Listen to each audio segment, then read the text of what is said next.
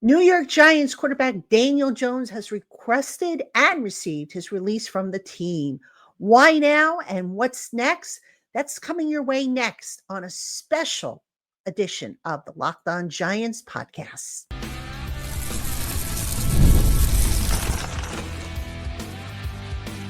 You are Locked On Giants, your daily New York Giants podcast. Part of the Locked On Podcast Network, your team every day. Hello, New York Giant fans, and welcome to an emergency edition of the Locked On Giants podcast, part of the Locked On Podcast family, your team every day. I'm your host, Patricia Traina, credential member of the New York Giants media for Locked On, as well as for New York Giants on SI, which is where you can find my written work. And as always, welcome on into my Blue Crew community members, my everydayers, my newcomers, and everybody in between. Thank you so much for spending part of your day with us here on the Locked On Giants podcast. And on today's show, this is an emergency podcast. We have obviously some big breaking news that took place earlier in the day. The New York Giants and Daniel Jones have officially parted ways. Daniel Jones going to John Mara, the team co-owner, on Friday morning around, I believe it was around 10-ish, if I heard correctly, requested his release from the team. The Giants granted it for him so that he can go start getting a fresh start healing, and the team can move on. So I'm going to give you a little bit of background on what kind of led to this, what was said, how this is affecting the locker room, what are the ramifications. We'll talk about the salary cap, because I know a lot of you have questions about that. And we'll wrap things up with a postscript. So that's what we're going to cover on today's show. Again, welcome on in. So let's start off with what happened before this all came down. Now, yesterday I did a show and I reported on Daniel Jones's farewell press conference and how he was asked if he was going to remain with the team or what he was going to do. And he was still kind of processing it. I think that those were exact words. He was processing what had happened and just kind of weighing everything, trying to sleep on it, not make a fast decision that he would end up regretting. So now he has apparently made the decision, the Giants granting it. Jones, I suppose, in thinking about it, probably felt that maybe he would be a distraction to the team. And, you could say what you want about the guy, but all along, he has done everything he can to put the team first. Now, that includes, as was reported by Mike Garafolo of the NFL Network, that incident with Daniel Jones playing safety in a walkthrough. That was Jones's idea. He volunteered to do that because he wanted to be involved. He wanted to remain active with the team, to help the team however he could. So that was not a question of the Giants coaches telling him, hey, go out there, or them trying to embarrass him. That we can put to rest.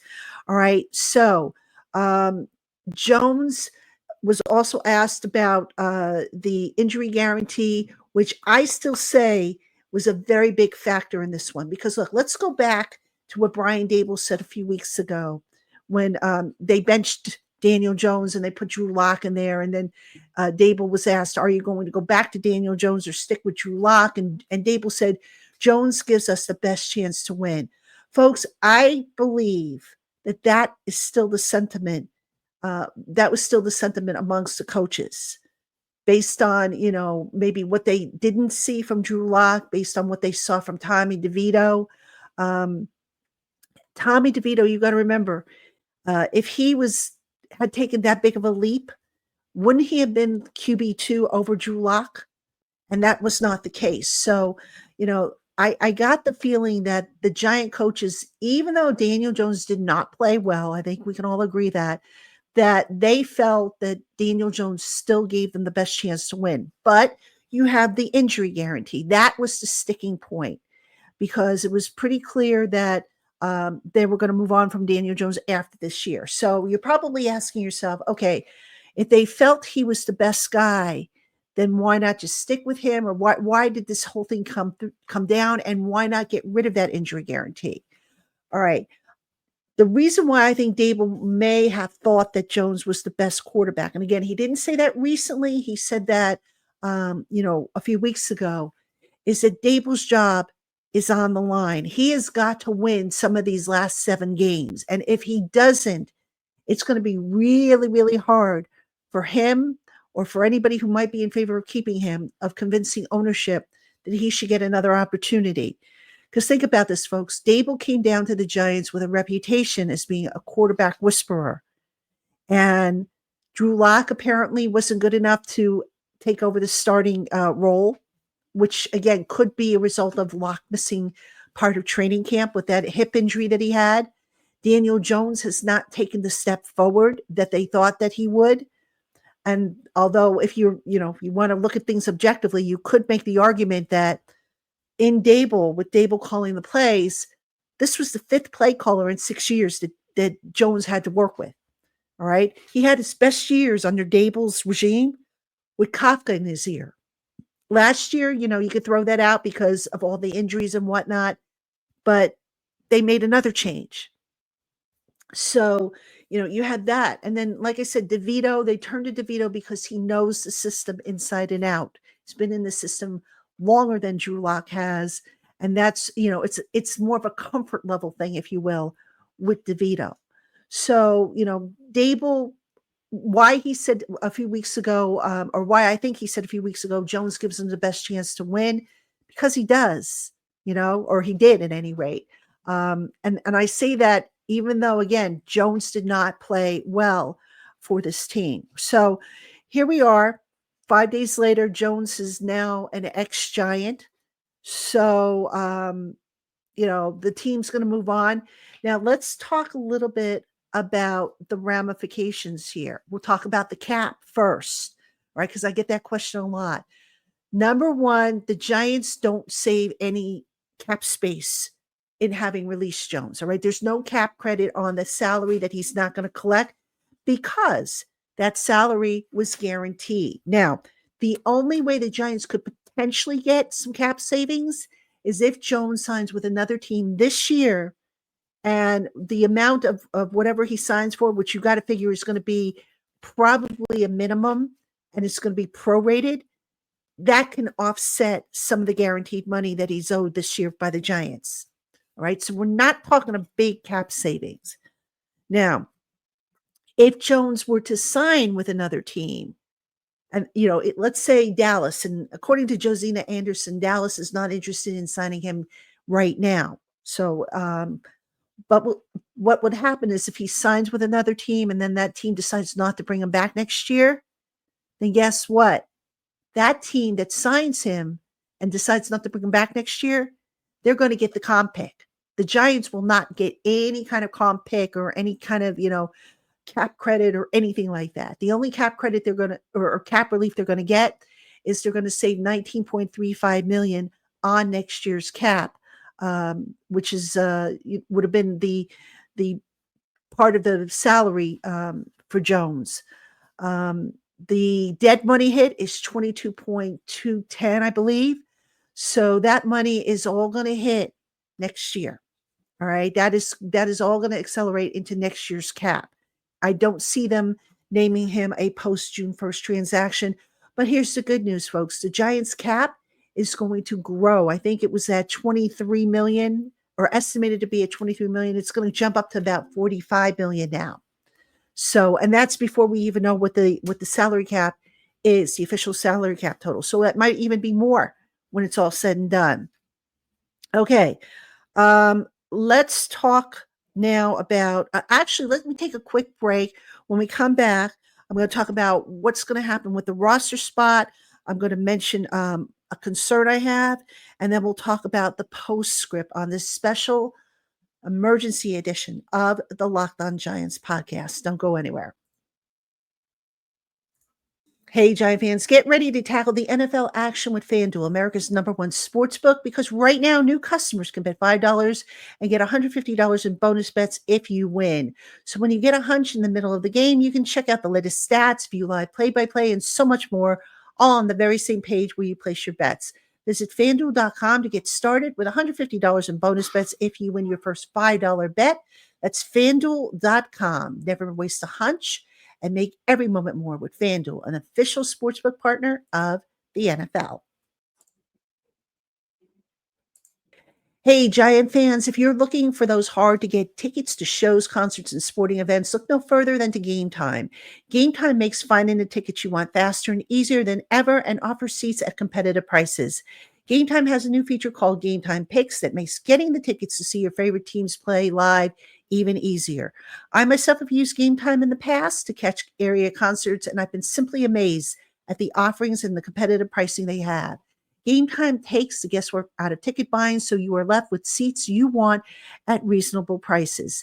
You'll also get clear images of your seat views, and you'll also get event cancellation protection. And if you find tickets elsewhere in the same section and row for less, Game Time will give you 110% of the difference. So go on and get the tickets you want. Download the Game Time app, create an account, and use the promo code LOCKEDONNFL for $20 off your first purchase. Download the Game Time app today. What time is it? It's game time. All right, Giant fans, welcome back to this special edition of the Locked On Giants podcast, an emergency podcast as the Giants and Daniel Jones have officially parted ways. Jones asking for his release. It was granted by the team on Friday morning. And really, as sad as it kind of is that it ended this way, it's for the best because just think about it. Had Jones remained with the team and been there on the sideline, the camera would have been over there all the time, and it just would have made for a really distracting and ugly situation. So right now, what I want to do is I want to talk about some more of the ramifications, some more of the fallout of this whole decision. And I think the biggest one I need to talk about, and this is a concern that I have about this team, all right. And that is the energy level that this team is going to bring to the game against Tampa on Sunday. Now, we're all going to sit here and we're all going to say, look, they're professionals. They're expected to perform regardless of what happens. Folks, they're also human beings. And they were also very friendly with Daniel Jones, very supportive of Daniel Jones. So now, you had the benching, which a lot of guys initially didn't feel good about to begin with, because they all were of the opinion that, what could I have done better to avoid this situation from happening? But now you have Daniel Jones gone. Okay, so you can't rally around him. That's a kick in the teeth, folks. Whether you want to admit it or not, it's a kick in the teeth to his teammates who respected him, who elected him captain, who consider him friends. So now you've got to sit there and wonder, okay, is this going to be the final burst of air coming out of the Giants bubble? Are they going to come out and be flat against the Tampa Bay Buccaneers? And then they have to turn around, hit the road, and play Dallas on Thanksgiving 5 days later. So this has the potential to really go down the hill, slide downhill even further than it already has. It has the potential to be ugly. And it's interesting because Brian Dable was asked about that in his Friday press briefing. And he basically said, he downplayed it like he always does, good energy. I think we'll be ready, and so on and so forth. Folks, I want to see it because, again, walking around the locker room this week, you got the impression that, there was sadness, there was genuine sadness that they couldn't make it work with Daniel Jones. And, look, I'm not sitting here and saying that Jones played well. You guys know how I feel about how Jones was playing, but he was not the only one to blame for how this season has gone, not by a long shot. So, people who are dumping on him and saying that he's the reason why the Giants are 2-8, that's just not fair because that is not the reason why he is 2-8. There have been far too many other reasons, mistakes made by the front office, coaching decisions, defense breaking down here and there, drop passes. There have been other reasons why this team is a mess right now. Okay, so I talked about the energy level and my concern as to whether or not that's going to be up there. So that's something to certainly keep an eye on, an intangible, if you will. Dable. I mentioned that Dable is not on as solid ground as Joe Shane as far as coming back next year. Dable's got to win. He's got to win some games because if this team never wins another game this season, and folks, there is a possibility of that happening. Even though they've got a weakened Dallas team coming up on the road, the Colts maybe they can take, but Otherwise, the rest of this team's schedule is not very friendly looking in terms of getting a win, especially for a team that right now just kind of had a gut its starting quarterback. So if Dable and the Giants do not win, I think whereas I felt a little bit better about Dable being back next year, I think that chance now drops. Now you could turn around and you can say, well, he can use the argument about the quarterback. Did he get the quarterback he really wanted? Or is it because of that injury guarantee? Did that screw things up and cause the Giants this whole chain of events? You can make that argument, I suppose. But the bottom line is that the seat underneath Brian Dable just got cranked up to broiling. And it's all a matter of business. You know, I got the impression that they would have liked to have kept Daniel on the roster. Um, would they have kept him as the starting quarterback? I think, if and I truly believe in my heart of hearts that if Dable had his druthers and they didn't have the injury guarantee to worry about, that they may have kept Daniel as the starter, even though he didn't play well. All right. Um, so I think that was certainly a possibility. And look, a lot of you asked me about the injury guarantee. You said, could they have gotten rid of the injury guarantee? The answer is yes, they could have negotiated that out. And Daniel kind of said it without saying it that he was willing to maybe get rid of that injury guarantee. The problem is when you start doing that, you know, there's other factors involved that have to be taken into consideration beyond the scope of what the player might want, beyond the scope of, whatever arrangements were worked out. There are other ramifications. So the end of the bottom line is that, they weren't able to execute any plans that they might have made.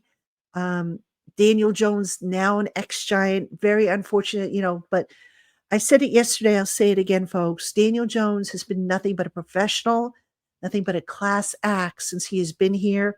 And look, he's put up with a lot of garbage, a lot of criticism, a lot of, hate. He hasn't played well at times, but there have been times when he has played well and times when he has not been the problem. So now the Giants are left with, where do we go from here? Is it going to be the draft? Is it going to be a free agent bridge quarterback? Where do we go from here? And what is Tommy DeVito, who has an opportunity to show that maybe he could be the number 2 next year? What's he going to bring? Is he going to be able to keep the team afloat, or is he going to sink because the energy seems to be out of the balloon, so to speak? One last point I want to make: with Daniel Jones's roster spot now available, my guess is Kayvon Thibodeau, who is still on IR, will be activated on Saturday, and he will take that roster spot. Now, one thing I also want to mention is Dable did not rule out the possibility of adding Tim Boyle, who they signed to the practice squad on Monday. They did not rule out adding him to the 53-man roster. So that is certainly a possibility. So we'll see if that works, because otherwise, if that's what their plan is, they're going to have to figure out another roster move to put Thibodeau back on the 53-man roster from IR.